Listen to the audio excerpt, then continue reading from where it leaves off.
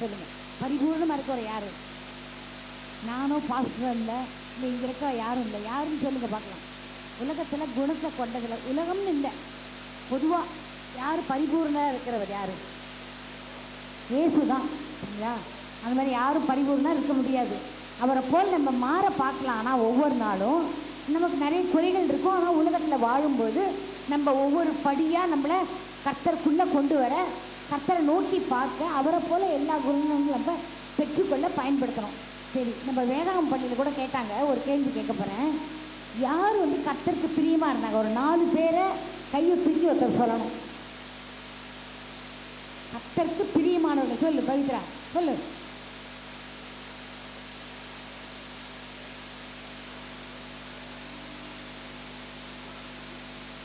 மோசே, யோபு, ஆபிரகாம் கூட சொல்லலை, பரவாயில்ல.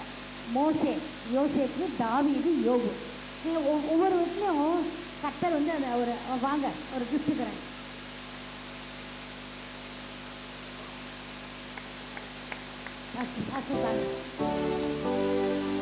நான் வேளாண் பள்ளி படிக்கும்போது அங்கே சொன்னாங்க, அதுதான் நான் அதை கேள்வி கேட்டேன். மோசே, யோசேப்பு, தாவீது, யோபு, ஒரு குறைகள் இருந்தன. அந்த மாதிரி நம்மளும் மனுஷனாக பட்டு நமக்கும் நிறைய குறை இருக்கலாம். ஆனால் அந்த குறையே நம்ம சொல்லிடக்கூடாது. கர்த்தருக்குள்ள வளர பார்க்கணும் ஒவ்வொரு நாளும். இயேசு தான் பரிபூரணர். ஆனால் அவருக்கு நம்ம பிரியமாக நடந்து கொள்ள, நம்ம வாழ்க்கையில் ஒரு சில தவறுகள் கூட நம்ம வாழ்க்கையில் இருக்கலாம். ஆனால் அதெல்லாம் கர்த்தர் மன்னிக்கிற தேவன். அது தாவீதை பார்த்தீங்கன்னா ஒரு வசனம் எடுத்துக்கோங்களேன். ஏசாயா 55:3. ஏசாயா 55:3.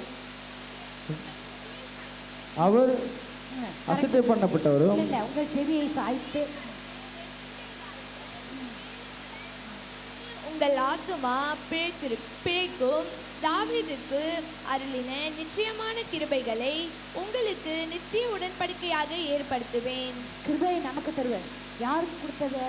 தாவீது கொடுத்த கிருபையை நமக்கு உடன்படிக்கையாக ஏற்படுத்துவேன். தாவீது பார்த்தீங்கன்னா அவர் வாழ்க்கையில் கூட 2 தவறு, ரொம்ப பெரிய தவறு செஞ்சார்.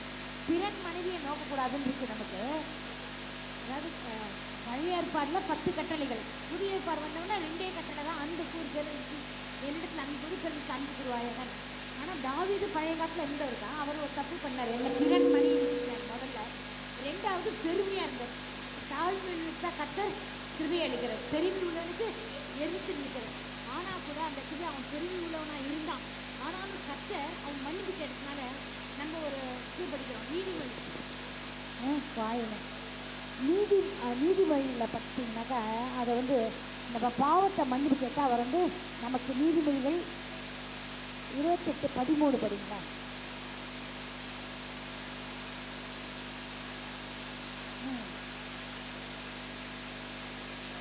ஆமாம். அவர் ஆனால் தப்பு பண்ணிட்டார். 2 தப்பு அவரோட வாழ்க்கையில் பண்ணினேன்.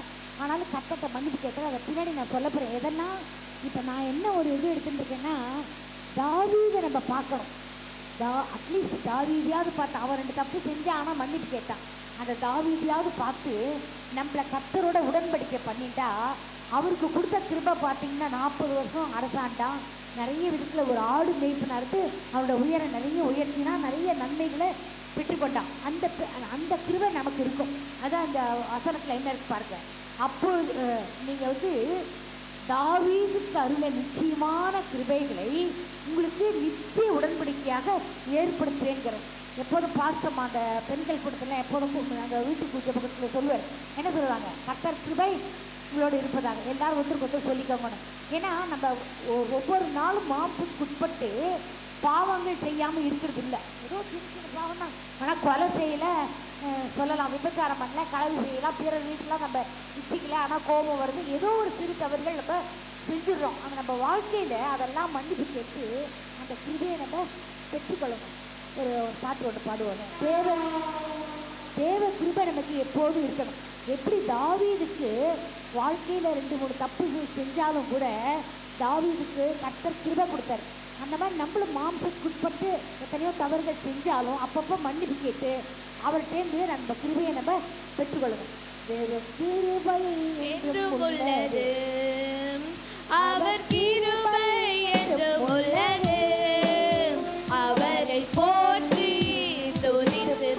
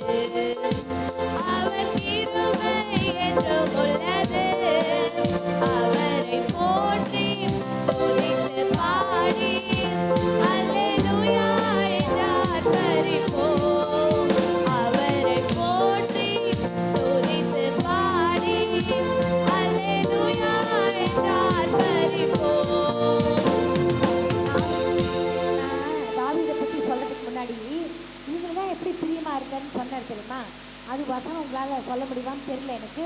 மோசே அவர் ஒரு வசனத்தை சொல்கிறார். மிரியாமும் ஆரோனும் அவங்ககிட்ட வந்து எல்லாரும் முறையிடுற போது அவங்கள பற்றி முறையிடுற தலைமைத்துவத்தை முறுமுறுத்தாங்க. அப்போ ஒரு வார்த்தை கர்த்தர் மோசே எப்படிப்பட்டவன் சொல்கிறார். என்னாகும் 12:7 பாருங்க. என் தாசனாகிய மோசேயோ அப்படிப்பட்டவன் அல்ல, என் வீட்டில் எங்கும் அவன் உண்மை உள்ளவன். இந்த மாதிரி உண்மை உள்ளவங்களாம் நம்ம இருக்கிறோம்.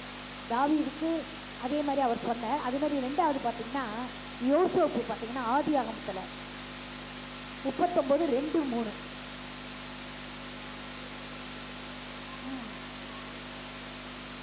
அவன் எகிப்தியனாகிய தன் எஜமானுடைய வீட்டிலே இருந்தான். கர்த்தர் அவனோடே இருக்கிறார் என்றும் அவன் செய்கிற யாவையும் கர்த்தர் வாய்க்க பண்ணுகிறார் என்றும் அவன் எஜமான் கண்டு. ஒரு கர்த்தர் அவனோடு இருந்தார்னா யோசேப்பு கர்த்தரோடு இருந்தார். ஏன்னா அவன் காரியத்துக்கு உள்ளானாலும் எப்படின்னா கர்த்தர் அவனோடு இருந்தார்னா யாரோட கர்த்தர் இருப்பார்? நம்ம கர்த்தரோடு இருந்தாதான் அவர் நம்மோடு இருப்பார். அதனால நம்ம கர்த்தரோடு எப்போது இருக்கணும்? முதல்ல சொன்ன மாதிரி உண்மையாக இருக்கணும். அதே மாதிரி யோபு பார்த்தீங்கன்னா அவர் ஒரு சர்டிஃபிகேட் தர பாருங்க. யோபு 1:8 படிக்கலாம்.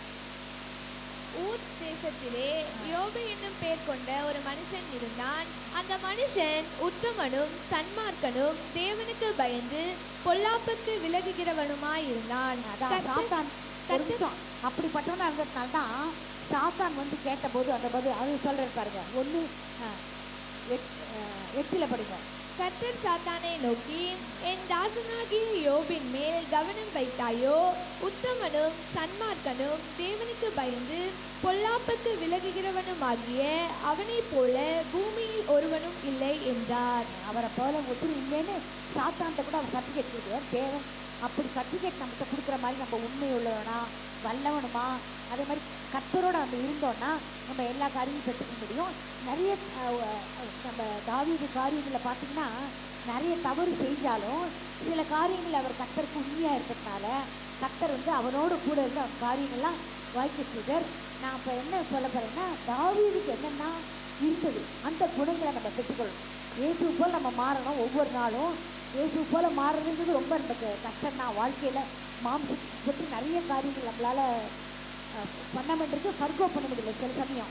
ஆனாலும் நம்ம பின்பற்றி வரும்போது நம்ம முதல்ல கர்த்தரை தான் பார்க்கணும். ஆனாலும் சில காரியங்கள் சில பேர் பைபிளில் ஜெபிச்சு இதை காட்டுறாங்க. வாழ்க்கையில் அவங்க எப்படிலாம் ஜெபிச்சாங்க அதை நம்ம பெற்றுக்கொள்றதுக்காக நான் எப்போது சொல்கிற மாதிரி 7 அவரோட காரியத்தை நம்ம பார்க்க போகிறோம். எப்படிங்கிறத பார்ப்போம். முதல்ல 1 சாமுவேல் 12:14 படிப்போம். அப்பொழுது சாமுவேல் 14வது வருஷம். தாவீது தன் செய்கைகளில் எல்லாம் புத்திமானாய் நடந்தான். கர்த்தர் அவனோடு கூட இருந்தார். நம்மளோட கர்த்தர் இருக்கணும்னா நம்ம புத்திமானா இருக்கணும். புத்தி எப்படி வரும்?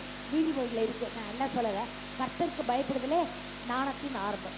கர்த்தரோட அறிவு தான் நமக்கு அறிவு புத்தி எல்லாத்தையும் தரும். அவருக்கு பயப்படுதல் தான் ஞானத்தின் ஆரம்பம்.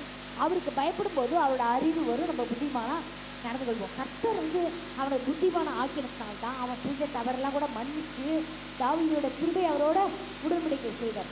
அதே சாமுவேல் 18:5-30 படிக்கலாம். 5வது வசனம் முதல்ல படிக்கலாம். தாவீது சவுல் தன்னை அனுப்புகிற எவ்விடத்திற்கும் போய் புத்தியாய் காரியத்தை நடப்பித்ததினால் சவுல் அவனை யுத்த மனுஷரின் மேல் அதிகாரியாக்கினான். அவன் எல்லா ஜனத்தின் கண்களுக்கும் சவுளுடைய ஊழியக்காரரின் கண்களுக்கும் கூட பிரியமாயிருந்தான். தேவனோடு இருந்ததோடு இல்லாத தேவனுக்கு நம்ம பிரியமா இருக்கணும். அதே மாதிரி உலகத்துல கூட நம்ம வாழற போது எல்லாருக்கும் பிரியமா நடந்து கொள்ளணும். அப்படி அவருக்கெல்லாம் நம்ம பிரியமா நடந்தாதான் நம்ம செய்கிற காரியம் நம்ம புத்திமானா நடக்க முடியும். அதே 18:30 படிக்கலாம். பெலிஸ்தருடைய பிரபுக்கள் புறப்படுகிற போதெல்லாம் தாவீது சவுளுடைய ஊழியக்காரர் எல்லாரை பார்க்கிலும் புத்திமானாய் நடந்து கொண்டான். அவன் பேர் மிகவும் கனம் பெற்றது. புத்திமானா நடந்து கொண்டான், எல்லாருக்கும் பிரியமா நடந்து கொண்டான். அந்த மாதிரி நம்ம புத்திமாக நடந்து கொள்ளணும். எல்லாருக்கும் பிரியமாக நம்ம நடந்து கொள்ளணும். கர்த்தர் தான் அந்த ஞானம் புத்தியெல்லாம் நமக்கு தருவார். அந்த ஞானம் எப்படி நமக்கு கிடைக்கும்? அந்த வசனத்தை படிக்கும்போது தான். வசனமே படிக்காத சண்டே மட்டும் வந்துட்டு போனால் எந்த ஞானமும் கிடைக்காது. கர்த்தர் அறிகிற அறிவு அது இந்த வசனத்தின் மூலமாக இருக்கும். அப்போ நம்ம புத்திமானா நடந்து கொள்வோம். 2வது காரியம் பார்த்திங்கன்னா கர்த்தரோட நாமத்தை தான் நம்ம அறிக்கையிடணும் எப்போதுமே. அது நம்ம அவரோட வாழ்க்கையில் பார்த்தோம். எப்போதுமே நம்ம கர்த்தரோட நாமத்தில் அறிக்கையிட்டா நமக்கு எல்லாமே வெற்றி தான். இந்த வசனத்தை நான் சொல்கிறேன் பாருங்க. எல்லாருக்கும் தெரியும் இந்த கதை. இந்த வசனம் மட்டும் சொல்கிறேன். 1 சாமுவேல் 17:45. கோலியாத்தை சண்டை போட போறதே தாவீது கிட்ட அந்த ராஜ்யம் பட்டயம் கேடையெல்லாம் ராஜா கொடுக்குறாரு சவுல். ஆனால் அவன் சொல்கிறான், என்னால் இதெல்லாம் ஏற்றுக்கொள்ள முடியாது, ஒரு கவனும் 5 கல்லு தான் எடுத்துன்னு போவேங்கிறான். அந்த அவன்கிட்ட சொல்கிறான் பாருங்க, அவன் ரொம்ப என்ன கேவலமாக பேசுகிறான். அந்த கோலியாத் வந்து தாவீதை பார்த்துட்டு கேவலமாக பேசுகிறான். ஆனால் அவன் சொல்கிறான் பாருங்க, அதுக்கு பதில் 45வது வருஷம் மட்டும் படிக்க. அதற்கு தாவீது பெலிஸ்தனை நோக்கி, நீ பட்டயத்தோடும் ஈட்டியோடும் கேடகத்தோடும் என்னிடத்தில் வருகிறாய், நானோ நீ நிந்தித்த இஸ்ரவேலுடைய இராணுவங்களின் தேவனாகிய சேனைகளுடைய கர்த்தரின் நாமத்திலே உன்னிடத்தில் வருகிறேன். கர்த்தரோட நாமத்தை நம்ம வந்தா கண்டிப்பா நமக்கு வெற்றி கிடைக்கும். இது வந்து அப்போ மட்டும் பழைய ஏற்பாட்டில் மட்டும் இல்லை, புதிய ஏற்பாட்டில் பாருங்க, நமக்கு சொல்லியிருக்காரு ஏசப்பா.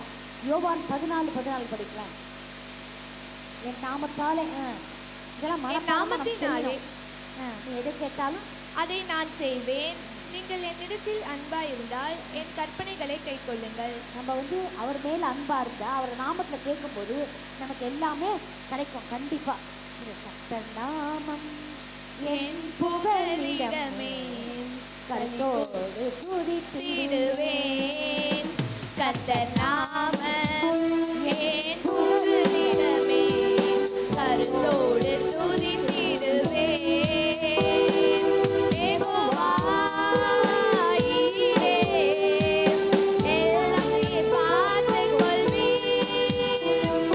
யெகோவா ஈரே, எல்லாமே பார்த்துக் கொள்வீர். கலகலப்பா நாங்க கலகலப்பா, கலகலப்பா நாங்க கலகலப்பா. கர்த்தர் நாமம் என் புகலிடமே கருத்தோடு துதித்திடுவேன். நம்ம கர்த்தரோட நாமத்துல எதை கேட்டாலும் கண்டிப்பா கர்த்தர் தருவார். அது ஒருவேளை தராம இருக்குது, அதுக்கு நான் பின்னாடி சொல்றேன். 2 காரியம், அவனை போல புத்திமானா நடந்துக்கணும். நீதிமொழிகள் அதெல்லாம் நம்ம படிக்கும்போது கர்த்தருடைய வார்த்தைகளை நம்ம படிக்கும்போது தான் புத்திமானா நடந்து கொள்வோம். புரியுதா? எழுந்த புத்தி வந்துடாது. நிறைய பேர் படித்து பெரிய பெரிய டாக்டர், அதெல்லாம் ஐஏஎஸ் கலெக்டராக கூட இருப்பாங்க. ஆனால் கர்த்தரோட நாணம் இல்லாதனால சில சமயம் அவங்க தவறாக நடந்து வாழ்க்கைக்கு சிதைஞ்சு போயிடும். அந்த மாதிரி இருக்கக்கூடாது. வேதத்தை படிக்கும்போது நம்ம புத்திமானம் நடப்போம். 2வது, கர்த்தரோட நாமத்தில் தான் எதை கேட்டாலும் அதை அவர் தருவார்.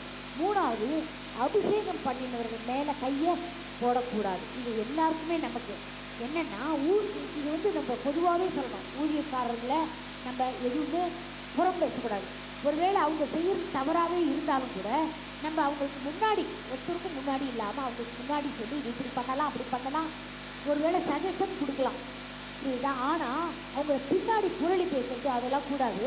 ஏன்னா அபிஷேகம் பண்ணிட்டு மேலே கை போடக்கூடாதுங்கிறது நமக்கு. ஊழியக்காரர்களை நம்ம எதுவுமே பேசக்கூடாது. ஒருவேளை அவங்க செய்கிற தப்பாக இருந்தால் கர்த்தர் பதில் கேட்பார், அவங்களோட பேசுவார், நீ இப்படி செய்கிற தப்புப்பான்னு. அதை விட்டு நம்ம புரளி பேசி மற்றவங்கிட்ட தான் அதை பற்றி நம்ம சொல்லக்கூடாது. அது பாருங்க, அவன் தன்னோட வாழ்க்கையில் அவனை தாவீது வந்து சவுல் வந்து அவனை துரத்துட்டே வந்தான்.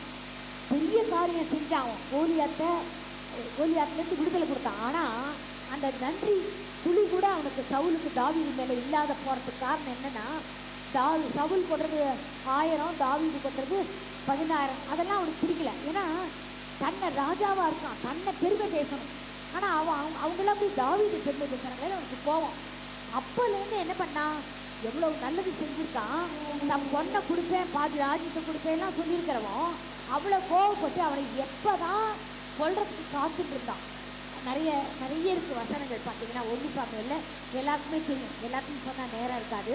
ஆனால் அப்படிப்பட்டவனை கூட ஒரு சான்ஸ் கிடச்சா நம்மளாம் என்ன பண்ணுவோம், வயிற்று பை வாங்குவோம். உடனே அவன் என்ன பண்ணான்ல, என்ன அவன் கொண்டு அதுக்காக தற்காப்புக்காக என்ன பண்ணுவோம், அவனை கொண்டுடுவோம், இல்லை அவனை யார் முடியாது காட்டி குத்துவோம், ஏதாவது பண்ணுவோம். ஆனால் பாருங்க, 1 சாமுவேல் 24:5-6 படிக்கல. அவனுக்கு சவுலை கொல்ல சந்தர்ப்பம் கிடைச்சிது, ஆனால் கூட அவன் வந்து கொல்லலாம். தாவீது பெலிஸ்தரை பின்தொடர்ந்து சவுலின் 5:6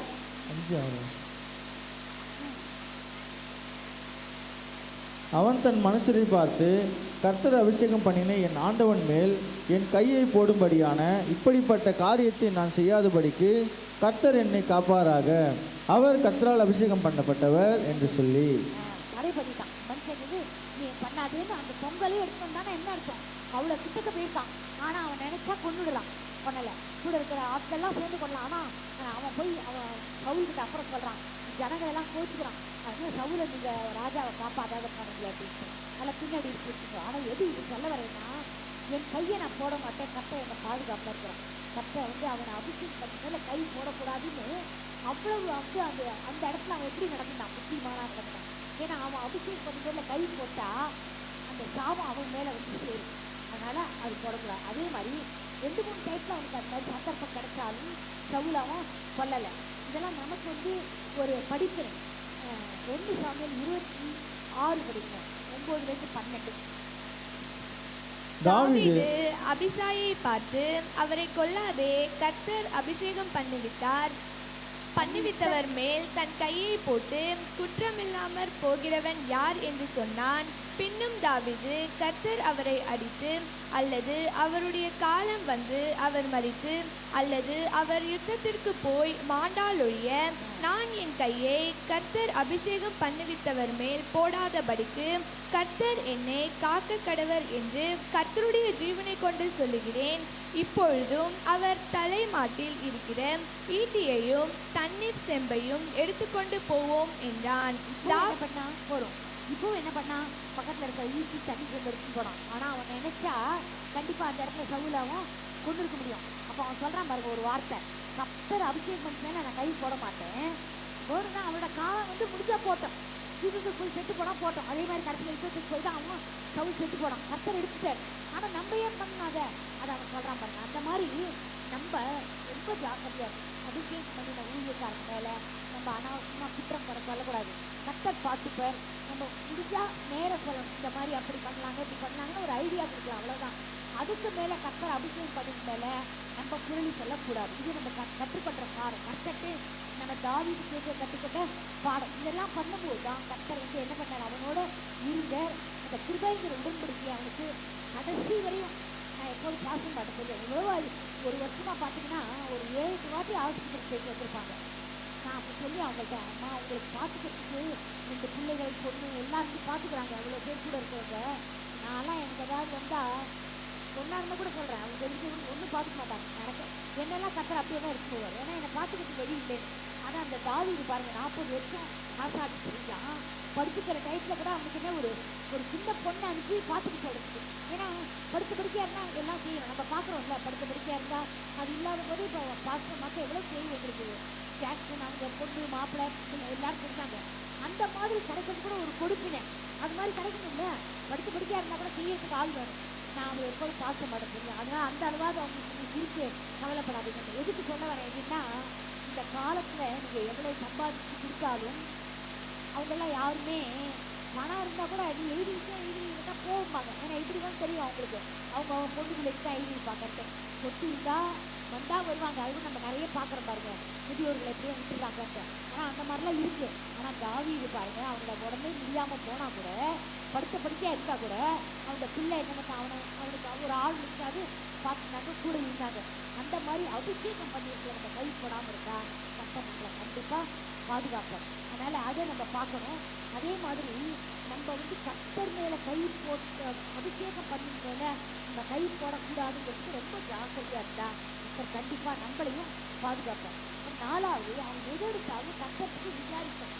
என் இஷ்டத்துக்கு நம்ம அவனா பண்ணலை, இதை எடுத்தாலும் நம்ம முதல்ல கர்த்தருக்கு விசாரிக்கணும். அதை முதல்ல தெரிஞ்சுக்கணும். ஏதோ ஒரு சின்ன விஷயம், ஒரு ஃப்ரிட்ஜி வாங்கணும்னு பணம் இல்லை, ஹஸ்பண்டை போய் தொந்தரவு பண்ணக்கூடாது. தேவைதான், வசதி கழிக்கும் போது இந்த காலத்தில் இந்த ஃப்ரிட்ஜு தேவை. ஏன்னா பாலோ தயிரோ காய்கறியோ ஏதோ வாங்கி வச்சுருக்கோ கொஞ்சமாக தரமாட்டான். இப்போ நானே ஒரு வச்சுக்கிறேன், 4 கிலோ தான் தருவான். காய்கறினா 4 கிலோ வாங்கினா எனக்கு ஜாஸ்தியாக இருக்கும். ஒரு சாம்பார் பண்ணேன் என்ன, அதனால தான் நான் வெளியிலேருந்து வாங்குறேன். நிறைய போட்டு பண்ணிடுவேன், வேஸ்ட்டாக மனசு வராது, கொட்ட முடியாது. இந்த காலத்தில் பார்த்தீங்கன்னா சர்வன் வச்சுருந்தா கூட வாங்க மாட்டாங்க. அதுக்குள்ளே எங்களுக்கு அதுக்கு மேலே ஐயோ நீ கொடுக்காத பழசு கொடுக்கூடாதுன்னு தெரியும். புடவை கூட பழைய புடவை யாருக்கும் தரக்கூடாது, முடிஞ்சா புதுசு வாங்கிட்டான். பழசெல்லாம் கொடுத்து அவங்க ஏதாவது சொல்ல போகிறாங்கன்னு பயப்படுவேன். எதுக்கு சொல்ல வரேன்னா, நம்ம இப்படி வீண் அடிக்கிறதுக்காக எது திருப்பி எடுத்துக்கலாம், வாங்கணும்னு தேவையாக இருக்கலாம். 2 பேர் 3 பேர் இருக்கிற இடத்துல வாங்குறது தப்பு இல்லை, அவசியமானதை கர்த்தர் கண்டிப்பாக தருவார். ஆனால் நம்ம அதுக்காக ஹஸ்பண்டை போய் பிடிச்சி நச்சரிச்சு அதெல்லாம் பண்ண வேண்டாம். இப்போ அவர்கிட்ட போய் கடன் வாங்குறது இன்ஸ்டால்மெண்ட்டில் கூட வாங்கக்கூடாதுன்னு நான் சொல்றேன். அவர்கிட்ட போய் விசாரிங்க, அவன் கண்டிப்பாக அந்த காரியங்களை நிச்சயம் நிறைவேற்றுறேன். அது மாதிரி பார்த்தீங்கன்னா தாவீது அவரோட வாழ்க்கையில ஒவ்வொரு காரியங்களையும் நான் 2 3 சொல்ல போறேன், ஆனால் நிறைய இருக்கு, நீங்க தேடி கண்டுபிடிப்பேன். ஒரு இடத்துலையும் ஒரு ஒரு ஒரு யுத்தத்துக்கு போறானா அதுக்கு முன்னாடி ஏபோட்டை தன் மேல வச்சுட்டு, அந்த காலத்துல இருக்கு ஏபோட்டை. நம்ம என்ன பண்ணுவோம், நம்ம தலை முக்காடு போட்டுக்கலாம், போட்டுட்டு பைபிளை வச்சுட்டு ஏசப்பா நான் விசாரிக்கிறேன், நீங்க என்ன பண்ணுங்க, நான் இந்த காரியம் செய்யலாமா வேண்டாமா, இதுக்கு போகலாமா வேண்டாம், எனக்கு தகுந்த ஆலோசனை கொடுத்து வழி நடத்துவேன். அப்படி வேண்டாம்னா தடை பண்ணி போடுறேன். அப்படி நான் இருக்கிறேன் போதும், அப்படி பண்ணுங்கன்னா அந்த காரியம் கண்டிப்பா நடக்கும். சில சமயத்தில் அந்த காரியம் நமக்கு நடக்காம போனாலும் போகலாம், ஆனால் அதுக்காக வருத்தப்படக்கூடாது. ஏன்னா கர்த்தர் ஒருவேளை உடனே நடக்கும், சில பேருக்கு சரி கொஞ்ச நாள் கழிச்சு நடக்கும். நான் அதை என்னோட வாழ்க்கையில சொல்லுவேன், 21 வருஷம் கழிச்சு அவர் வந்துட்டாருன்னா நான் பின்மாற்றம் அடையாமல் இருக்கிறதுக்கா கர்த்தர் அந்த நேரத்தை எனக்கு கொடுத்துருக்கார். அவர் மாட்டிக்காமல் இருக்கிறதுக்கு போலீஸ்ல அதான் 21, அதுக்காக பொறுத்து தான் இருக்கணும் நம்ம. அதே மாதிரி சில நேரங்களில் அந்த காரியம் நடக்காம கூட போகலாம். அதை விட கர்த்தர் மேன்மையாக நமக்கு நடத்துவோம். நீ போகாதுன்னு கூட சொல்லலாம். அந்த சமயத்தில் நம்ம அடங்கிதான் இருக்கணும் தவிர அவர் சொன்ன எனக்கு இந்த காரியம் வேணும் நம்ம மீறி போனோம்னா கர்த்தரை தான் வரும். அதனால கர்த்தரை எப்படி தாவீது ஒவ்வொரு சமயமும் விசாரிச்சாங்க, அதே மாதிரி உங்களுக்கு கர்த்தரோட பாதத்தில் அமர்ந்து எனக்கு இந்த காரியம் நடக்குமா, இந்த காரியத்தை நான் செய்யலாமா, இதுக்கு அப்படி வேண்டாமா தடை பண்ணி போடுங்க அப்படின்னு சொல்லணும். பாருங்க 1 சாமுவேல் 23 எடுக்கிறேன். நான் தாவீதை பற்றி சொல்றதுனால கிட்டத்தட்ட 1 சாமுவேல் 2 சாமுவேல்ல தான் வசனங்களாக இருக்கும். நான் ரெடியாக எடுத்து வச்சுக்கோ, டக்கு டக்குன்னு படித்தா என்னுடைய நேரத்தை நான் சீக்கிரம் முடிக்க முடியும். 23 படிக்க 9 10. தனக்கு பொல்லாப்பு செய்ய சவுல் எத்தனம் பண்ணுகிறான் என்று தாவீது அறிந்து கொண்டபோது ஆசாரியனாகிய அபியத்தாரை நோக்கி ஏபோத்தை இங்கே கொண்டு வா என்றான். அப்பொழுது தாவீது இஸ்ரவேலின் தேவனாகிய கர்த்தாவே, சவுல் கேகிலாவுக்கு வந்து என் நிமித்தம் பட்டணத்தை அழிக்க வகை தேடுகிறான் என்று உமது அடியானாகிய நான் நிச்சயமாய் கேள்விப்பட்டேன். கேகிலா பட்டணத்தார் என்னையும் என் மனுஷரையும் சவுலின் கையில் ஒப்புக் கொடுப்பார்களோ என்று தாவீது கேட்டதற்கு கர்த்தர் ஒப்புக் கொடுப்பார்கள் என்றார். இந்த இடத்துல அவன் கேட்டான், அப்போ வந்து நீ போய் கோகிலா நீ இங்கே இரு, ஒன்றும் பண்ண மாட்டேன்னு சொல்லலை. ஏன்னா நிறைய இடங்கள்ல தாவீது ஜெயிச்சுட்டான். ஆனால் இந்த இடத்துல என்ன சொல்றான், நீ கேகிலா பட்டத்தை விட்டு வெளியில போகிறான். அப்படி வெளியில போனதுனால தான் அவன் என்ன பண்ணான், காப்பாற்றப்பட்டான். இந்த 13வது வருஷத்தை படித்தாங்க. தாவீது வனாந்தரத்தில் உள்ள அரணான ஸ்தலங்களிலே தங்கி சீப் என்னும் வனாந்தரத்தில் இருக்கிற ஒரு 13வது வருஷம். ஆகையால் தாவீதும் ஏறக்குறைய 600 பேராகிய அவன் மனுஷரும் எழும்பி கேகிலாவை விட்டு புறப்பட்டு போகக்கூடிய இடத்திற்கு போனார்கள். தாவீது கேகிலாவிலிருந்து தப்பி போனான் என்று சவுலுக்கு அறிவிக்கப்பட்ட போது தான் புறப்படுகிறதை நிறுத்திவிட்டான். காப்பாற்றப்பட்டான். எதுக்கு சொல்ல வரேன்னா, நம்ம வந்து கர்த்தர் என்ன சொல்றாரோ அதை கேட்டோம்னா அது நிச்சயமா ஒப்பு கொடுப்பாருங்கிறான். ஏன்னா ஒப்பு கொடுப்பாருன்னு அவர் என்ன சொல்லிட்டான், சவுலுக்கு நீ வந்துட்டு சவுலால் அடிபடுவேன். அப்போ உடனே அதை விட்டு போக நினைக்கிறான். இங்கே போக நினைக்கிறேன்னு நினச்ச உடனே அது சவுலுக்கு போயிடுச்சு. அதனால் அவனும் பார்த்தான், போயிட்டு அவன் அந்த இடத்த விட்டு அவன் என்ன ஒன்றும் பண்ணணும், அவன் பின்வாங்கிடுறான். உடனே அவன் கோகிலாவுக்கு போகலை. எதுக்குன்னா கர்த்தர் சொல்கிற காரியம் எதுலையுமே நீ இரு அப்படின்னு சொல்லலை. அவன் இரு சொன்னால் என்ன பண்ணியிருப்பான், ரொம்ப மெத்தனமாக இருந்திருப்பான். அந்த ஒற்றர்கள்லாம் நிறைய வச்சுருப்பாங்க. அந்த நாட்டில் ராஜாக்கு ஒருத்தருக்கு ஒற்றர் இருப்பாங்க. அவன் போய் என்ன பண்ணியிருப்பான், கேகிலாவை இருக்கான், நீ போய் அவனை வந்து அடிமையாக எடுத்துட்டு வான்னு சொல்லியிருப்பான். ஆனால் அவன் போகிறதுக்கு எத்தனை பண்ணவனா அந்த காரியமும் அவன்கிட்ட போயிடுச்சு. இவன் அங்கே போகிறதுக்குள்ளேயும் சாப்பாடு அவன் அங்கேயே இருக்கான். கர்த்தர் எந்த காரியம் நிறைய இடத்துல நம்ம பார்ப்போம். அப்போஸ்தலர்ல கூட இருக்கும் பாருங்க, ஆவியானவர் வந்து ஒரு இடத்துல போன்னு சொல்லுவார், ஒரு இடத்துல நிறுத்தி போடுவார். இந்த பவுல்லாம் நிறைய ஊழியர்கள் செய்யும்போது பரிசுத்த ஆவியானவரால் அப்பப்போ சொல்லும்போது அந்த காரியத்தை இப்படி போகாதேன்னா தப்பிச்சு போக மாட்டேன், இப்படி போனால் போவார். அந்த மாதிரி இந்த கர்த்தருடைய பாதத்தில் அமர்ந்து எப்போதும் ஒரு காரியத்தை எடுத்துக்கொள்ளும் போது விதிச்சா கர்த்தர் கண்டிப்பாக அந்த காரியத்தை கண்டிப்பாக நிறைவேற்றினா நிறைவேற்றுவார். தடைகள் பண்ணிட்டாருன்னா விட்டுருணும், அதோட அதை மீறி நம்ம போனோம்னா கண்டிப்பாக அதில் ஒரு நஷ்டமோ இல்லை ஏதோ ஒரு ஆபத்தோ நமக்கு வரும். அதே மாதிரி இன்னொரு வசனம் கூட பாருங்களேன், 2 3 வசனம் இருக்கு. நான் ஒரு 3 வசனம் மட்டும் சொல்கிறேன். 1 சாமுவேல் 30 8 19 படிங்க. தாவீது கர்த்தரை நோக்கி, நான் அந்த தண்டை பின்தொடர வேண்டுமா, அதை பிடிப்பேனா என்று கேட்டான். அதற்கு அவர், அதை பின்தொடர், அதை நீ பிடித்து சகலத்தையும் திருப்பிக் கொள்வாய் என்றார். திருப்பி என்ன சொன்னார்? ஒரு இடத்துல போகாதே, நீ போயிடுனார். ஒப்பு கொடுப்பாருன்னு பயந்து போனா, ஆனால் கிளம்பின உடனே தடுத்துட்டார். அந்த ஆட்கள் வரல, அதனால பரவாயில்ல. இது இந்த இடத்துல என்ன சொல்றான்? தொடர்ந்து போட்டோமானா வேண்டாமான்னு கேட்கறான். ஜனங்கள்லாம் ரொம்ப இது பண்ணிட்டாங்க. ஆனால் ஜனங்களே அவனை எதிர்த்துக்கிறாங்க. முன்னாடி வசனம்லாம் இருக்கு பாருங்க.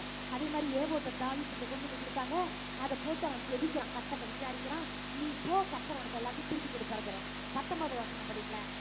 அவர்கள் கொள்ளையாடி கொண்டு போன எல்லாவற்றிலும், சிறியதிலும் பெரியதிலும், குமாரரிலும் குமார்த்திகளிலும் ஒன்றும் குறைபடாமல் எல்லாவற்றையும் தாவீது திருப்பிக் கொண்டான். எல்லாத்தையும் திருப்பி கொண்டான்.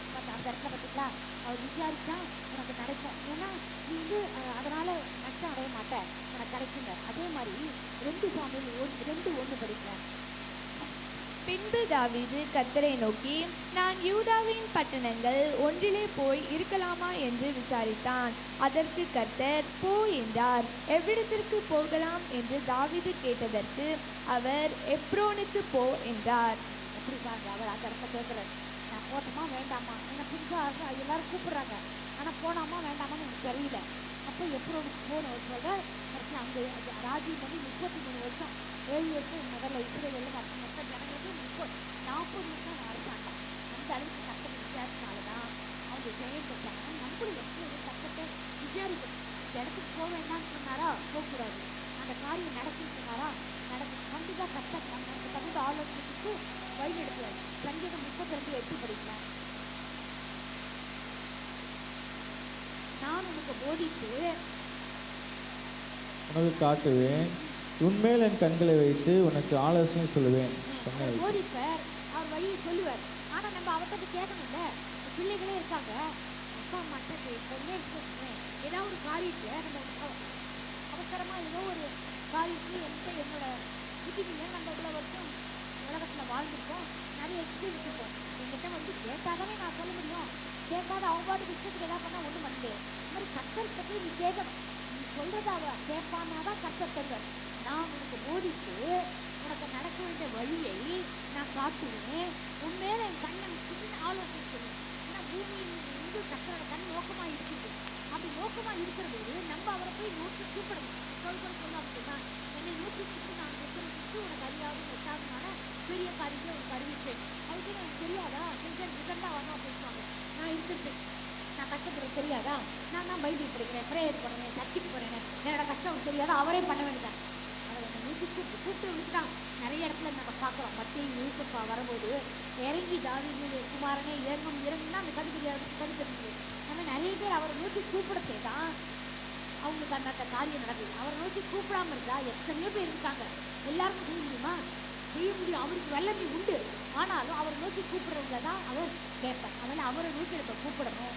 அவர் அப்போ தகுந்த ஆலோசனை எனக்கு கொடுப்பார். 4 காரியம் சொன்னேன். புத்திமான நடந்துக்கணும், கர்த்தரோட நாமத்தில் கேட்கணும், அபிஷேகத்தை கை போடாதே, 4வது கர்த்தரிடத்துல விசாரிக்கணும்.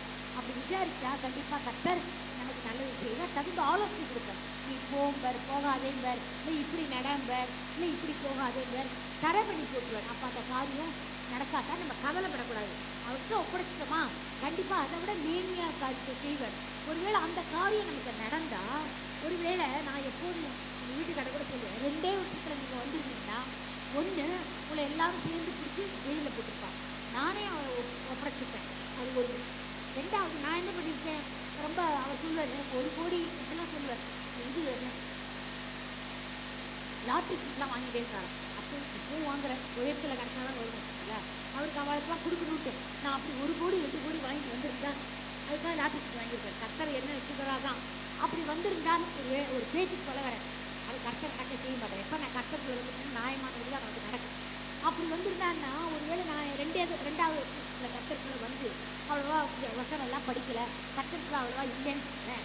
அவர் வந்த உடனே நான் என்ன பண்ணுவேன், என்ன பண்ணியிருக்கேன் சொல்லுங்களேன், யாராவது என்ன பண்ணியிருப்பேன், கத்தி சொல்லுங்களேன். நான் ஒன்றும் சொல்ல மாட்டேன். அவர் பின்னாடி போய் அவர் கண்டரா நானும் கண்டனேன்னு இருப்பேன் கர்த்தரை விட்டுட்டு.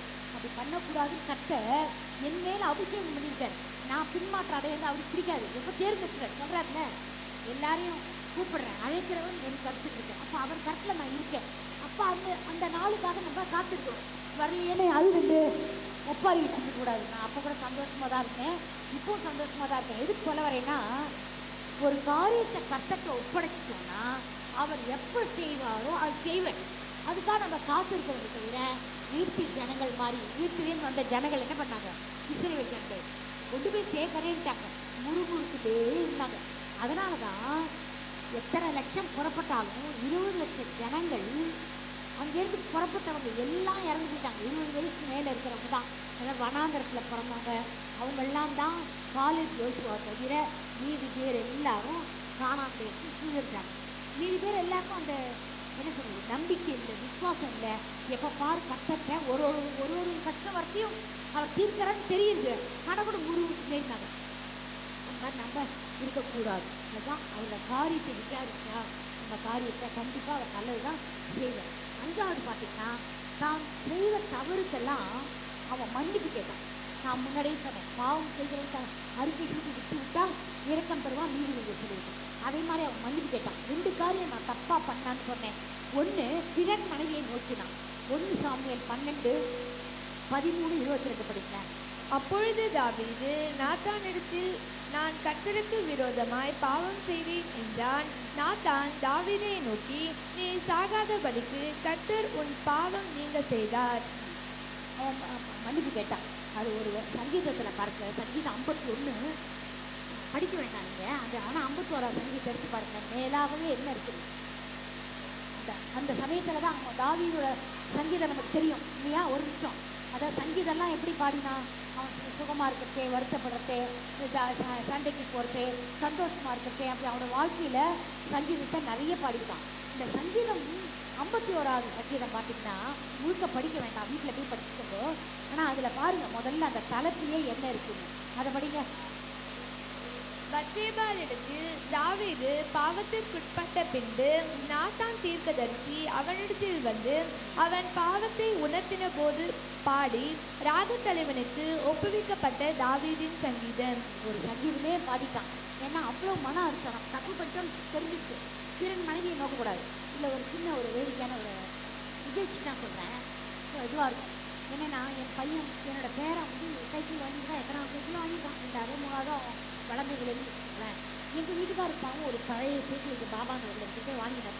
நான் ஒன்றுமே சொல்ல மாட்டேன். புது சைக்கிள் வாங்கினா கூட நான் அவரை ஒன்றும் சொல்ல போகிறதில்ல. அவராகவே தான் ஒன்றும் அவரோட சம்பாத்தியம் எதுவும் இல்லை இல்லையா, அவருக்கு பென்ஷன்லாம் இன்னும் வரல. என்கிட்ட என்ன, நான் மாதம் 10,000 அப்படி செலவுக்கு கொடுப்பேன். என்கிட்ட என்ன வீட்டு செலவு தான் பண்ணுவார், வேறு எந்த கட்டமும் அவருக்கு இல்லை. கத்தர் அதை நல்லா பாதுகாத்து வச்சுட்டு அவரோட உடம்பை நல்லா கவனிச்சுட்டு ஒரு கெட்ட பழக்கம் இல்லாத ஒரு பொண்ணு சொல்லுவாதான். 2-3 நாளைக்கு முந்தி கூட சொல்கிறா, 21 வயசு வந்திருக்காரம்மா, உனக்கு அப்பா மேலே ஒரு சந்தேகமே இல்லையா, நான் வேறு யாரையாவது போயிட்டாரோ அந்த மாதிரி, நான் வேறு குடும்பம் நடத்திட்டாரா, எனக்கு இத்தனை நாள் வச்சு கேட்குறேன். அவர் வந்தே இப்போ 10 நிமிஷம் ஆயிடுச்சு அப்படின்னு. நான் சொன்னேன், கத்தர் இருக்கார், அவர் கொண்டு வந்தால் நன்மையாக தான் கொண்டு வருவார். நம்ம நினைப்போம்ல, அவர் அப்படி இருந்தா வச்சுக்கப்படுறலேன்னு ஒரு குறை எனக்கு இருந்தது. ஆனால் அவரை யாருமே பார்த்தவங்களாம் இப்போ சொல்லுவாங்க, அந்த மாதிரியான ஒரு தப்பான வழக்கு அப்படி இருந்தால் இன்றைக்கி இருக்க முடியுமா? அந்த மாதிரி இன்றைக்கி தானே போவார். ஏன்னா நம்ம பார்க்குறோம் 70 வயசு 80 வயசு கூட தவறு செய்வங்களை பார்க்குறோம். இந்த மாதிரி சிகரெட்டு குடி விடுறவங்களாம் இல்லாதவங்களும் இல்லை. ஆனால் அவரோட வாழ்க்கை குடும்பத்தில் வந்து ஒரு வாத்தியார் பையனாக இருந்து எந்த கட்டுப்பாட்டும் இல்லாமல் தன்னோட உடம்பு கவனிக்கிறது. ஒரு பக்கம் ஜென்ஸ் வந்து செல்ஃபிஷாக இருக்கிறது ரொம்ப நல்லது. ஏன்னா தன் உடம்பு கெட்டு போயிடுமோன்னு அப்படியாவது தன் உடம்பை கவனிச்சுப்பாங்க.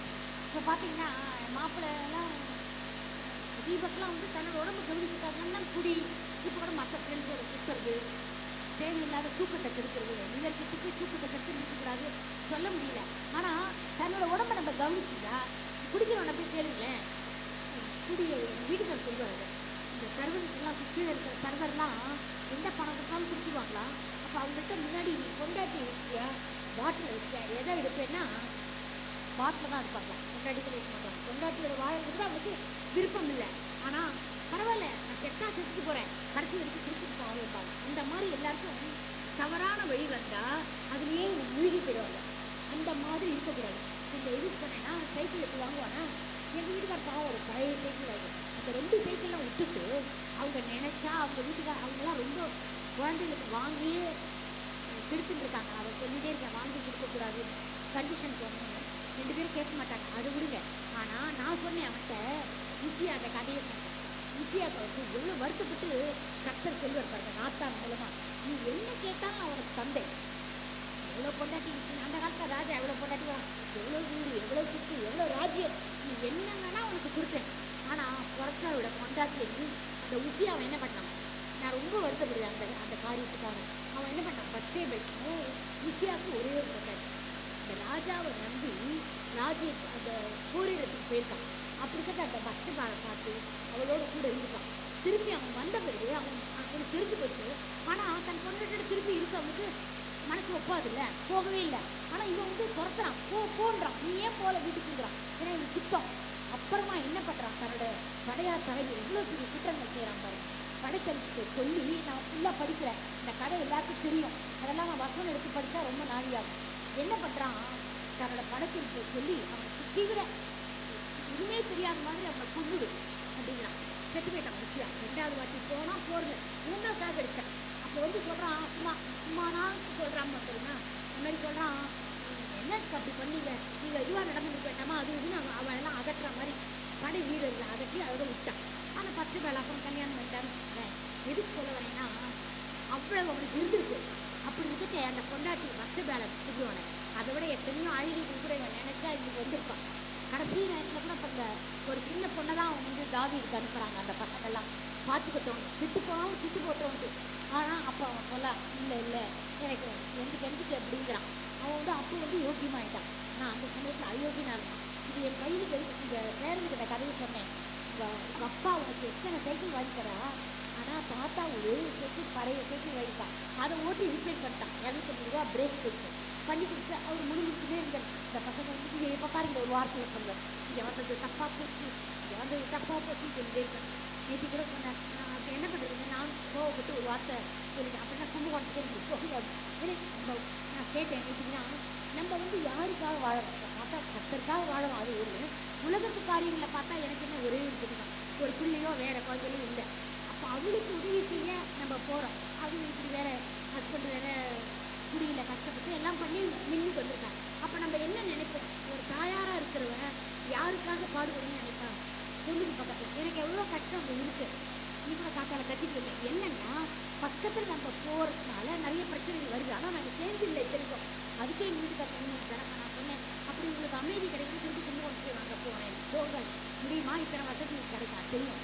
நானே ஒரு வாட்டி சொன்னேன், பாரு இன்னும் சொல்ல மாட்டேன், மன்னிப்பு கேட்குறேன் பாட்டி. ஆனால் எப்போ பாரு இந்த வீட்டு பக்கத்தில் ஏன் வந்தோம், அங்கே நிம்மதியாக இருந்தோம், இங்கே வந்து எவ்வளோ கஷ்டம் பாரு, உனக்கு நிறைய வேலை அது எதுவும் அப்போ நான் சொன்னேன், நிறைய வேலை கிடைச்சாலும் பரவாயில்லப்பா, எனக்கு வந்து அது உடல் ஆரோக்கியமாக தான் இருக்குது, பரவாயில்ல. அவளை திட்டுவேன் நான், அது வேறு விஷயம். ஆனால் அப்படின்னு சொல்லுவேன். எதுக்கு சொல்ல வரேன்னா, அந்த சைக்கிள் இப்படி பண்ணிட்டான். அப்போ நான் சொன்னேன், இந்த கதையை சொன்னேன், அவனுக்கு தெரியும். இந்த கதையை சொன்னோடனே அமைதியாக கேட்டுட்டான். எதுக்கு இதெல்லாம் நம்ம சொல்கிறேன்னா, நம்மளுக்கு கர்த்தர் நிறைய கொடுத்துட்டேன். எல்லாரும் ஒன்றும் யாரும் அப்படின்னு இங்கே இருக்கிறவங்க யாரும் ஏழையா இல்லை, பத்னியாக இல்லை, கொரோனாவில் கூட யாரும் சாப்பிடாம இல்லை, வேலைக்கு போகாட்டா கூட சேகர் சொல்லுவேன், கர்த்தர் ஆசீர்வதிக்கிறார். அப்படி நமக்கு நிறைய இருக்குது. ஆனால் நம்ம குறைச்சியாக இருக்கிறது ஆசைப்படுறது. அது திறன் மனைவின்னு நாயக்கராகத்தில் ஏற்கனவே சொல்லியிருக்கேன். நாக்கராக நிகழ்கிறோம், நான் இப்போ சொல்லலை. திறன் மனைவி, திறன் வீடோ, திறன் எவ்வளோ, திறனுக்கு எதுக்குமே இச்சையே கூடாது. யார் பிற காரியங்களுக்கு வச்சுட்டா அது நமக்கு வந்து ஒரு சாபமாக தான் தெரியும், தவிர ஆசீர்வாதமாக இருக்காது. இன்னும் ஒரு நிகழ்ச்சி என் ஃப்ரெண்டு வந்து கிரீஸோட ஃப்ரெண்டு சின்ன வயசுல இருக்கிற பாபா நாங்கள் காலேஜ் போயிருக்காங்க. யாரோ ஒரு பூட்ஸ் இப்படிலாம் நான் ஒன்றும் வறுமையில் இல்லை, ஆனால் ஒரு கண்டிஷன் போட்டு தான் அவளை வளர்ப்பேன். இப்படிதான் தருவேன், இப்போ தான் பண்ணுவேன், இப்படி தான் பண்ணுவேன். அதனால தான் அவள் வந்து ஒரு கெட்ட பேட்டெல்லாம் இல்லாமல் நல்லபடியாக இருக்காது. அப்போ நான் ஒரு பூட்ஸ் புது பூட்ஸ் ஒரு கொட்டியிருந்தேன். அப்போ நான் சொன்னேன், இந்த பூட்ஸ் யார் கொடுத்தா, ஏன் இப்படி எந்த பொருள் வேணாலும் கேட்பேன். யாருன்னா இன்னும் 2 வாங்கிக்கலாம். என்ன பண்ணிட்டுனா அந்த பூட்ஸாலே அதை அடிச்சு நான் உனக்கு தான் வாழ்ந்துக்கிறாங்க. திறன் பொருட்களுக்கு ரொம்ப வச்சுக்கூடாது. அப்புறம் பார்த்தா அப்புறம் சொல்கிறா, இப்போ இது என்னென்னா இந்த லவ் பீரியடு யார் தீபத்துக்கு அப்போ வாங்கி கொடுத்துட்டேன். அப்போ என்கிட்ட சொல்ல முடியுமா அதை, அதனால் சொல்லலை. அப்புறம் சொல்கிறா, எல்லாம் ஆனதுக்கு அந்த கதையெல்லாம் நமக்கு தெரியுமே எல்லாம். எதுக்கு சொல்ல வரேன்னா, யாராக இருந்தாலும் ஒரு பொருளை அவங்களோட இச்சிச்சு வாங்கக்கூடாது. சில பேர் என்ன வாங்கணும், என்ன புடவை பார்த்தாலும் என்ன நகை பார்த்தாலும் பொண்டாட்டி நிற்க எந்த பாத்திரம் என்ன ஒன்றே அவங்க என்ன பண்ணுவாங்க, கேட்குறான் அவள் கொடுத்துருவோன்னு தோணும். ஐயோ வேணாம் சும்மா நல்லா இருக்குன்னு நான் கூட நினச்சேன். எனக்கு வந்து கல்பனா புது சுடிதார் நல்லா இருக்குன்னு சொல்லணும்னு நினச்சிருந்தேன். இப்போ சொல்லிட்டேன் நல்லா இருக்குன்னு. அதுக்காக உடனே அந்த சுடிதார் நான் கேட்கல, போட்டுக்க முடியாது, அது வேறு விஷயம். ஆனால் பொதுவாக ஒருத்தர் பார்ட்டிசிபேட் பண்ணி ஒரு அப்ரிஷியேட் பண்ணுறோம், அது கரெக்டு, ப்ரைஸ் பண்ணுறோம். அந்த வந்து அந்த என்ன சொல்கிறது, கிரீடி இருக்கக்கூடாது. ஆமாம் கூட நல்லா இருக்குது, அது மேலே மேலே நீ சொன்னேன்னா அவளுக்கு என்ன தோணும், இந்த பொருள் மேலே ரொம்ப ஆசைப்படுறாங்க பொழுது, இதை நம்ம வச்சுட்டா நம்ம கஷ்டம்தான், பரவாயில்ல நம்ம அம்மாக்கே இதை கொடுத்துருவோன்னு தோணும். அந்த மாதிரி இருக்கக்கூடாது. எந்த பொருள் மேலேயும் ஓவர் ஆசை, திறன் திறன் வீடு திறன் பொருள் எதுலையுமே நம்ம ஆசை வைக்கக்கூடாது. அவங்களாம் கொடுத்தா வாங்கிக்கலாம், அதை நான் ஒன்றும் சொல்லலை. ஆனால் நம்ம எந்த பொருளை பார்த்தாலும் இது எனக்கு தான் நல்லா இருக்கு, இது இருந்தாங்க அப்படின்னு நினைக்கவே கூடாது. கர்த்தருக்கு என்ன கொடுக்குறாரோ அதான். அவன்கிட்ட அந்த கதையை சொன்னேன், அதெல்லாம் அந்த வசனங்கள்லாம் இருக்கு பாருங்க. நான் எவ்வளோ கேட்டாலும் தருவேன், நீ ஏன்பா அப்படி பண்ணினேன்னு ஒரு சகோதரி மூலமா இந்த நாத்தான் மூலமா சொன்னவனே மனம் வருத்தப்பட்டு அதுதான். கர்த்தர் வந்து அப்படி செஞ்ச பிறகு பிச்சை கொடுத்தாலும் அதை நம்ம ஏற்றுக்கணும். தப்பு பண்ணினாலும் அதை ஏற்றுக்கணும். இந்த பாருங்க, இந்த 2 சாமுவேல் 12:13 படிச்சேன்னா 22வது வருஷம் படிக்கிறேன். அதற்கு அவன் 2 சாமுவேல்ல அதற்கு அவன், பிள்ளை இன்னும் உயிரோடு இருக்கையில் பிள்ளை பிழைக்கும்படிக்கு கர்த்தர் எனக்கு இறங்குவாரோ எப்படியோ யாருக்கு தெரியும் என்று உபவாசித்து அழுதேன். அது மறைந்திருக்கிற இப்போது நான் உபவாசிக்க வேண்டியது என்ன? இனி குழந்தை கொஞ்சம் குழந்தை சுற்றிக்கிட்டு அப்போ முதல்லயே அவர் அந்த இதை சொல்கிறார். இந்த 2 சாமுவேல் 12:13 வருஷம் சொல்கிறார் பாருங்க. அப்பொழுது தாவீது நாத்தானிடத்தில், நான் கர்த்தருக்கு விரோதமாய் பாவம் செய்தேன் என்றான். நாத்தான் தாவீதை நோக்கி, நீ சாகாதபடிக்கு கர்த்தர் உன் பாவம் நீங்க செய்தார். முன்னாடி ஒரு பணி கூட்டு சொல்கிறான், நீ ஒளிப்பிடத்தில் அதை செய்தால் நானும் இந்த காரியத்தை இஸ்ரவேல் எல்லாருக்கும் முன்பாகவும் சூரியனுக்கு முன்பாகவும் செய்யப்பேன் என்றார். அது விடலை, அவர் பிச்சை கொடுத்தார். கர்த்தருக்கு தெரிஞ்சு நீ திறன்மணியை நோக்கினேன், அது தண்டனை கொடுக்காம இல்லை. அது மூலமாக அந்த பஸ்கெட்பால் பிறந்த குழந்தைய சாகடிச்சிட்டோம். அதெல்லாம் வருத்தப்பட்டு அழுது எல்லாம் பண்ணான். கடைசியில் சாப்பிட்றாங்கலாம் இருந்தான். கடைசியில் செத்து போச்சுன்னு தெரிஞ்சவொடனே உட்காந்து சாப்பிட்றான். அப்போ எல்லோரும் கேட்குறான், எனக்கு அப்போல்லாம் அப்படி வருத்தப்பட்டேன், இப்போ செத்து போச்சுன்னு சொல்கிறேன்னா, ஆமாம் அவர்கிட்ட கெஞ்சி பார்த்தேன், ஒரு டைவர்ஸ் ஒத்து கொடுத்துட்டான்.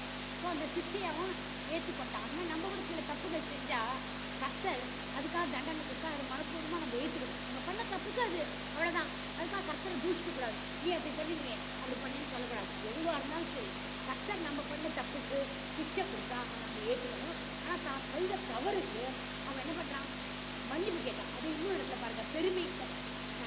2 சாமுவேல் 24:1-17 படிங்க. கர்த்தருடைய கோபம் திரும்ப இஸ்ரவேலின் மேல் மூண்டது. இஸ்ரவேல் யூதா என்பவர்களை இலக்கம் பார் என்று 2 சாமுவேல் 24 சரி இலக்கம் பார் என்று அவர்களுக்கு விரோதமாய் சொல்லுகிறதற்கு தாவீது ஏவப்பட்டான். அது ஒரு பெருமை மாதிரி தாவீதுக்கு.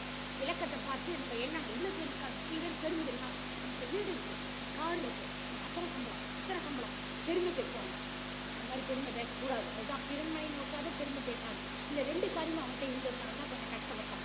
அதே பாருங்க, அப்போ தன்னோட அந்த 2வது படிக்கல, அப்படியே ராஜா தன்னோடு இருக்கிற சேனாதிபதியாகிய யோவாபை பார்த்து, ஜனங்களின் இலக்கத்தை நான் அறியும்படிக்கு நீ தான் முதல் பேர் செபா மட்டுமுள்ள இஸ்ரவேலின் கோத்திரமெங்கும் சுற்றி திரிந்து ஜனங்களை தொகையிடுங்கள் என்றான். யோவாப் ராஜாவை பார்த்து, ராஜாவாகிய என் ஆண்டவனுடைய கண்கள் காணும்படி உம்முடைய தேவனாகிய கர்த்தர் ஜனங்களை இப்பொழுது இருக்கிறதை பார்க்கிலும் 100 மடங்கு அதிகமாய் வர்த்திக்க பண்ணுவாராக.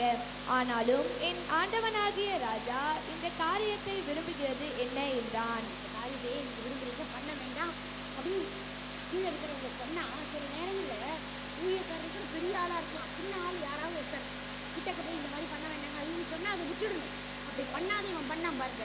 கடைசியில் என்னாச்சு, அவர்கிட்ட அவ்வளோ தண்டனை கொடுத்து அப்போ அவன் சொல்கிறான், ஐயோ நான் தான் 17வது வருஷம் படிக்கிறேன். அதுலேயே ஜனத்தை உபாதிக்கிற தூதனை தாவீது கண்டபோது அவன் கர்த்தரை நோக்கி, இதோ நான் தான் பாவம் செய்தேன், நான் தான் அக்கிரமம் பண்ணினேன்.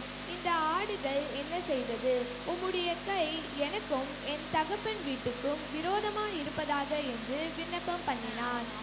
தண்டனை கொடுத்து சூழல் மூலமாக சொல்கிறேன். அப்போ இவன் பாவம் சொல்லிட்டேன், நான் தான் என்னை விட்டுடுங்கன்றான்.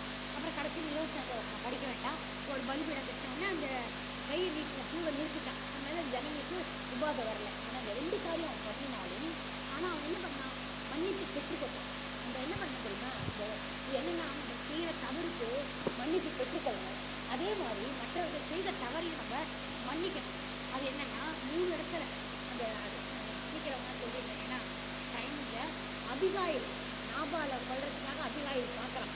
அது இந்த தாவீது பார்க்குறான். இந்த கதை உங்களுக்கு எல்லாருக்கும் தெரியும். அதாவது ஆடுகளுக்கு மயில் கட்டி வச்சு தாபால் கிட்ட அனுப்புகிறாங்க. அப்போ அந்த அவன் வந்து மட்டமாக சொல்லி அந்த கூட அந்த தாவீது கீழே இருக்கிற ஜனங்களை அனுப்பிடுறான். உடனே அவன் பொண்டாட்டி ஓடி வரும் அபிகாயில். ஏன்னா அவள் சொல்கிறா, ஐயோ எங்களுக்கு எவ்வளோ உதவி செஞ்சுக்கிறாங்க அப்படின்ட்டு போய் அவர்கிட்ட மன்னிப்பு கேட்குறான். கேட்ட உடனே நாபால் நீ ஒன்றும் என் கணவரை ஒன்றும் பண்ணிடாத அப்படின்னு சொல்லி நீங்கள் அந்த கஷ்டத்தை எதுக்கு நீங்கள் இதை வாங்கிக்கணும் வேண்டாங்கிற. உடனே அவன் வந்து தான் நாபாலை இந்த அபிகாயின் மூலமாக மன்னிச்சுட்டான். அதனால் பார்த்தா ஒரு வாரம் வச்சு நாபாலே செத்து போயிட்டான். அப்போ கர்த்தர் கொடுக்காம கர்த்தர் கொல்லலை. அவன் பார்த்தா இப்போ கவுல எப்படி பண்ணார், யுத்தத்தில் கொண்டா மாதிரி நாபாலை தாவீதுக்கு விரோதமாக பட்டதுனால அவரே கொண்டுட்டார். இப்போ இவன் பண்ணிட்டுனா என்ன இருக்கும், கொலைக்கு இவனுக்கு வந்துட்டோம்ல. அதனால அது மாதிரி பண்ணிட்டேன். மன்னிச்சான். அந்த 2வது வீடு பார்த்தீங்கன்னா இந்த அவன் வந்து இந்த பையன் வந்து துறக்கிறான்ல, நான் கதையாக சொல்கிறேன், வசனம் படித்தா நாளி ஆயிடும். தாவீது துறக்கிற போது அந்த சீமாயின்னு ஒருத்தன் வந்தான். அவன் சவுலோட கூட இருந்து அவனோட உறவினர் இருந்துச்சுக்கோங்க. அவன் என்ன பண்ணுறான், சவுல் வீட்டு வம்சத்தானாகிய கோராவின் குமாரனாகிய சீமோய் 2 சாமுவேல் 19 அதில் 18-19 படிக்கிறேன். துருக்கியிலே வரான். 19-19 அவர்கள் ராஜாவின் வீட்டாரை இக்கரைப்படுத்தவும் அவன் விரும்பும் காரியத்துக்கு உதவவும் ஒரு படகு இக்கரையிலே வந்தது. அப்பொழுது கேராவின் குமாரனாகிய சீமேயி யோர்தானை கடக்கப் போகிற ராஜாவுக்கு முன்பாக நடந்த காரியம். முதல்ல காரியம் என்ன நடந்ததுனாக்க, அவன் வந்து 1 சாமுவேல் 25 இல்லை 2 சாமுவேல் 16 படிக்கிறேன். 7-10 சீமேயி அவனை தூஷித்து, இரத்த பிரியனே, பேலியாளின் மனுஷனே, துளைந்து போ, சவுலின் ஸ்தலத்திலே ராஜாவான உன்மேல் கர்த்தர் சவுல் வீட்டாரின் இரத்த பழியை திரும்ப பண்ணினார். கர்த்தர் ராஜ்யபாரியத்தை உன் குமாரனாகிய அப்சலோமின் கையில் ஒப்பு கொடுத்தார். அவன் வந்து சவுலோட நல்லா அந்த பையன் வந்துட்டான், அப்சலோம் பேருக்கான போய் தூசிக்கிறான். அப்போ எல்லாரும் கொல்றதுக்கு பார்க்குறான். அப்போ சொல்கிறான், அவன் வேண்டாம், அதிகமாக என் பிராண ஒருவேளை கர்த்தர் என் சிறுமையை பார்த்து இந்த நாளிலே அவன் நிந்தித்த நிலைக்கு பதிலாக எனக்கு நன்மையை தெரிவித்துவார். ஆனால் நம்ம அவனை விட்டுடலாம் அப்படிங்கிற. அதே சமயத்தில் திருப்பி வந்துடுறான் பாருங்க. அப்சலம் செத்து போன பிறகு ராஜாவா எல்லாரும் வந்து நீங்கள் அபிஷேக் நீ வாப்பாங்கிற போது இந்த அதே சீமாயி நான் முன்னாடி சொன்ன வசனம் பாருங்க. அது என்ன பண்ணுறான், எல்லாத்தையும் தாழ விழுறான். அவன் அப்போவும் அவன் மன்னிச்சுட்டு பரவாயில்ல இருப்போன்னு மன்னிச்சுட்டான். அப்படிப்பட்டவனை தூஷிச்சவனை அப்போவே கொல்ல டைம் இருந்தால் அவன் கொல்லலை, முடிச்சான். அதே மாதிரி அவன் காலை விழுந்து போதும் அவனை மன்னிச்சு பரவாயில்ல போட்டான். ஏன்னா அவன் பழனிக்கு வந்துட்டாலே அவனுக்கு பயம் வந்துச்சு. அதே மாதிரி அவன் என்ன பண்ணான், இந்த அபிகாயோட பேச்சை கேட்டு நாபாலை மன்னிச்சான். அதே மாதிரி சீமோயை அவன் தப்பு செஞ்சாலும் அவனை மன்னிச்சான். அதே மாதிரி நம்மளும் மன்னிப்பு தேவன்கிட்ட கேட்கறதோடு இல்லாத நம்மளும் ஏதாவது தவறு செஞ்சிருந்தா மன்னிப்பு கேட்கணும். அதே மாதிரி 6வது பார்த்தீங்கன்னா அவர் சத்தத்துக்கு செவி கொடுக்கணும். செவி கொடுத்தாதான் நம்ம அவர் சொல்ல முடியும், நடக்க முடியும். விசாரிக்கிறேன், எல்லாம் பண்ணுறேன், அவர் சத்தத்தை அவன் செவி கொடுக்காம ஒன்றும் முடியாது. இந்த இடத்துலேயே ஒரு 55:3 வருது, ஒரு செவியை தாழ்த்துன்னு வருது. நம்ம செவியை அவரோட வார்த்தை வச்சு நம்ம கேட்கணும். அது பாருங்க, மகன் இறந்து போயிட்டான். இப்போ படித்தோம்ல, அப்சலோட மகன் இறந்து போயிட்டான். ஆனால் என்ன பண்ணிட்டாங்க, அதுக்காக அச்சத்தை கோச்சுக்கல, அதை ஏற்றுக்கொண்டான். அது மாதிரி இன்னும் நம்ம சொல்லலை, வசனங்கள்லாம் இருக்குது, நம்ம பார்த்தோம், எல்லாம் அது சொல்லலை. 2வது பார்த்தீங்கன்னா அவனுக்கு எல்லா பொருட்களும் இருந்தது. காரணம் என்ன, நகை இருந்தது, செம்பு இருந்தது, வெள்ளி இருந்தது, கட்டக்கூடிய கட்டட மரங்கள் எல்லாமே அவன்கிட்ட இருந்தது. ஆனால் கட்டப்பட்ட கர்த்தர் வந்து அவனுக்கு கட்டுறதுக்கு தயாராக ஆளே இருக்காங்க. அப்போ சொல்கிறான் பாருங்க, 1 நாளாகமம் 22 7, 8, 9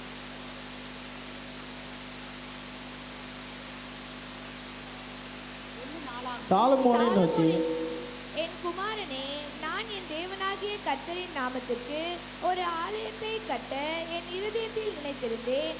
ஆனாலும் கர்த்தருடைய வார்த்தை எனக்கு உண்டாகி, நீ திரளான இரத்தத்தை சிந்தி பெரிய யுத்தங்களை பண்ணினாய். நீ என் நாமத்திற்கு ஆலயத்தை கட்ட வேண்டாம், எனக்கு முன்பாக மிகுதியான இரத்தத்தை தரையிலே சிந்த பண்ணினாய். போரும் அதுக்கு கிடைக்க போகிற சொல்லலை. அந்த அவன் வந்து அந்த குமாரனே அவனை கட்டுவாங்கிறான். ஆனால் அது ஒத்துண்டான். எனக்கு எல்லாம் இருக்கே அப்படின்னு நம்ம கட்டல. நம்ம பேசுகிற எப்படிதான் எனக்கு எல்லாம் இருக்கே, எனக்கு கூட ஒரு கார் வாங்கி ஓட்டலாம், அதுதான் நான் கார் வாங்கி ஓட்டினேன், என்ன ஆக்சிடென்ட் தான். அந்த முகிட்டு சொன்னேன். இன்னைக்கு ஏதோ ஒரு கதையெல்லாம் சொல்லிட்டு கேட்பார்ல, அப்போ உனக்கு நான் ஒரு வண்டி வாங்கி வந்தேன், டூ வீலர், நீ ஓட்டினா என்ன பண்ணுவேன், சரி வண்டி ஓட்டினா ஆக்சிடென்ட் ஆகும், அதான் நீ கட்டல் தெரியும். நீ எனக்கு எல்லாம் இருக்கேன், நான் செஞ்சா என்ன, அவன் ஆலயத்தை கட்ட ஆரம்பித்தா என்ன இருக்கும், எடுத்துகிட்டே அவன் இறந்து போயிடும். கட்டல் தெரியும், ஏன்னா ரத்தத்தை செஞ்சுட்டேன், நீ கட்டாது, இப்போ ஒத்துட்டான். அது மீறிண்டு அவன் பண்ணலை. ஆனால் நமக்கும் ஒரு வேலை தர முன்னாடி சொன்ன மாதிரி தான் சில காரியங்கள் நடக்கலாம், சில காரியங்கள் நடக்காக போகலாம். ஆனால் அதுக்காக நம்ம கத்தரை தூஷித்து நான் இவ்வளோ பண்ணேன்னு எனக்கு ஏன் பண்ணலையான்னு கேட்கக்கூடாது.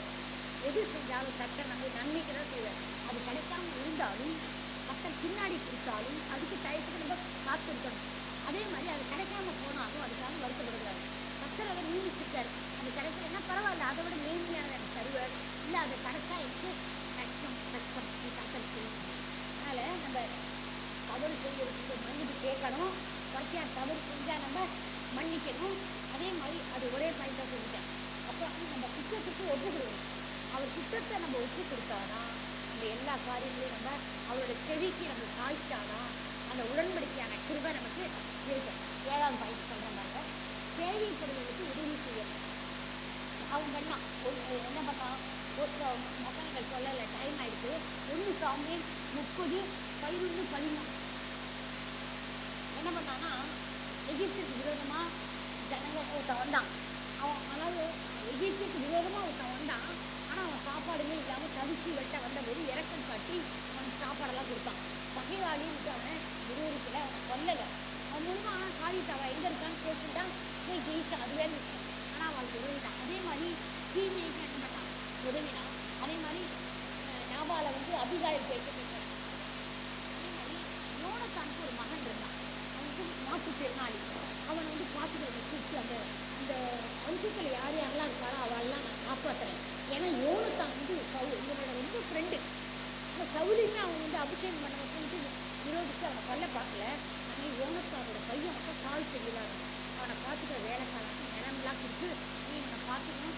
இனிமேல் வந்து இந்த மாற்றுத்திறனாளி என்னோட சமூகத்தில் இருந்து என்னோட விருந்து சாப்பிடணும். அது ஒரு பெரிய என்ன சொல்கிறது, ஒரு பெரிய கிரெடிட் மாதிரி.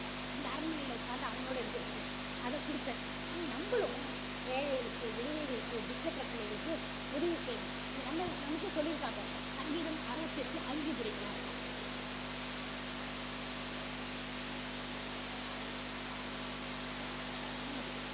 கற்ற பிள்ளைகளுக்கு தகப்பனும் விதவைகளுக்கு நியாயம் விசாரிக்கிறவருமாய் இருக்கிறார். நம்ம அந்த மாதிரி இருக்கணும். பண்ணுறாரு அவர் என்ன பண்ணுறாரு, ஏழைகளுக்கு, விதவைகளுக்கு, துக்கப்பட்ட பிள்ளைகளுக்கு உதவி செய்யணும். இப்போ அவங்க சொன்ன உடனே நான் உதவி செஞ்சதுக்காக தான் நான் வந்து பெருமை பேசுகிறேன், தவறாக நினைக்கிறாங்க. தயவு செய்து நான் எப்போவுமே நினைப்பேன், என்னால் வந்து இப்போ ஆஃபீஸ் போனாலாவது வழியில் யாரையாவது பார்ப்போம், இல்லை ஆஃபீஸில் வேலை பார்த்தா பக்கத்தில் யாராவது ஏழைகள்லாம் இருப்பாங்க, எல்லாம் பண்ணுவோம். ஆனால் இப்போ நான் இருக்கிறேன்னா அலையன்ஸ் எங்கேயாவது பக்கத்தில் நடந்து போட்டு யாராவது ஏழைகளோ யாரையாவது பார்க்கலாம். ஆனால் அந்த அலையன்ஸ் இருக்கிறவங்க எல்லாமே இப்படி இருக்கிறவங்க எதுவுமே வந்து வேலை செய்கிற கர்மன் மெய்டுக்கிட்ட கூட நம்ம பழைய புடவையோ பழசோ எதுவுமே தரக்கூடாது, பயமாக இருக்கும். ஏன்னா அவங்க என்ன சொல்லுவாங்க. அப்படி இருக்கிற நேரத்தில் எனக்கு சந்தர்ப்பமே இல்லைன்னா நம்ம என்ன பண்ணணும், நம்மளால் முடிஞ்ச வரைக்கும் ஏழைகளுக்கு, விதவைகளுக்கு, துக்கப்பட்ட பிள்ளைகளுக்கு உதவி செய்யணும். நான் உதவி செஞ்சேன்னு நான் சொன்னேன்னு நினச்சிட்டு யாரும் தயவு செய்து நினைக்காது. அப்படி நீங்கள் நினச்சா அந்த அதுலேருந்து உங்களோட எண்ணத்தை எடுத்து போட்டுடுங்க. நான் என்ன பண்ணி இப்போ இந்த ஏழைகளுக்கு வந்து ட்ரெஸ்ஸெல்லாம் கொடுத்தாங்க, என்னால் முடிஞ்சது அப்படி செய்யலாம். எப்போதுமே நம்ம வந்து நமக்கு முடிஞ்சது எவ்வளவோ இருக்கும். பொண்ணுல கூட அதான் சொல்லுவேன், எல்லாருக்கும் நிறைய பேருக்கு இந்த எனக்கெல்லாம் அந்த 3000 ரேஷன் பொருள்லாம் வாங்கலை. என் பொண்ணு வாங்கிட்டான். நீ வாங்கினல்ல, எனக்கு ஒன்றும் இல்லாமல் இல்லை, அது யாருக்காவது பிடிக்கும், அதுக்கு பிடுங்கி தான் இந்த 2000 கொடுத்தோம். நான் சொன்ன ஏழைக்கு டிக்கெட்டுகளுக்கு செய்கிறாங்க, நீ இது கொடுத்தா ஆசீர்வாதம் கொடுவேன். அவள் சமைக்கலாம் கொடுக்கணும்னு நினைப்போம். நான் சொன்னேன் வந்து ஆசீர்வாதம் கொடுக்கணும்னு தான் நினைப்போம். இப்போ நான் சொன்னேன் பிடுங்கி இன்னும் தண்ணி எடுத்து வாங்கினான். சிங்கிள் செலவுன்னு பிடிக்கிட்டே இருந்து முதல் நம்ம கொடுத்தான். முதல் நம்ம கையில் 2000 கொடுக்குறான். நான் எப்படி இவருக்கு கொடுக்க முடியும், அவங்க போயிட்டாங்கன்னு சொல்லி 6:30 மணிக்கு ஜப்பாட்டுன்னு வச்சு வச்சுருந்துச்சு. சரி எதுக்காக அவங்களுக்கு உதவ பின்னாடி தெரியும். அதை பார்த்து இஷ்டத்துக்கு சாப்பாடெல்லாம் போடுவோம், வச்சுட்டு எல்லாம் கொடுப்பேன். கடைசியில் கை